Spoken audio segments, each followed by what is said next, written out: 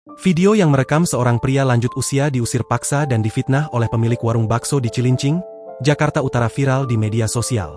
Dalam narasi video yang beredar di media sosial, lansia itu dinarasikan sebagai juru parkir liar. Kemudian ia terus menyuruh lansia tersebut untuk pergi hingga terdengar nada suara yang cukup tinggi. Lansia tersebut terlihat berusaha melepas genggaman tangan si perekam video sambil menjelaskan bahwa ia tidak meminta uang parkir. Tak cuma menuduh juru parkir liar, perekam video juga menyebut kakek tersebut sebagai preman. Aibtu Sudarmanto, Babin Kamtipmas Kelurahan Sukapura Polsek Cilincing, akhirnya menemui kakek malang tersebut. Kakek itu diketahui bernama Chandra.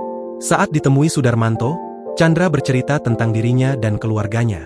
Bukan preman atau juru parkir liar, Chandra mengaku memulung untuk memenuhi kebutuhan makan sehari-hari.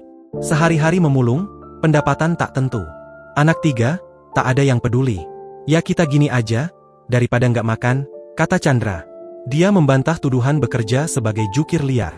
Chandra sempat menangis saat curhat ke Babin Kamtipmas yang menemukannya saat sedang memulung atau mencari rongsokan di wilayah RT 03 RW 01 Kelurahan Sukapura. Kini Chandra tinggal seorang diri.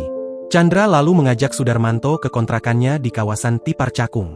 Di dalam kontrakan tersebut, terlihat ada kardus-kardus bekas yang ditumpuk di samping karung plastik yang diduga berisi barang hasil Chandra memulung. Tinggal sendiri, ngontrak sebulan Rp250.000, ucap Chandra. Kepala Satpol PP Cilincing Rosleli Tambunan menjelaskan berdasarkan hasil pengecekan lapangan yang dilakukan Satpol PP, kakek tersebut bukanlah merupakan juru parkir liar.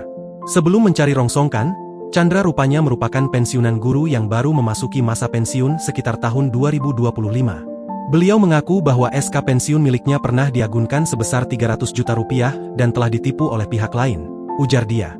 Keseharian aktivitas sebagai pemulung dengan bukti dapat kita lihat isi di dalam rumahnya berisikan barang bekas.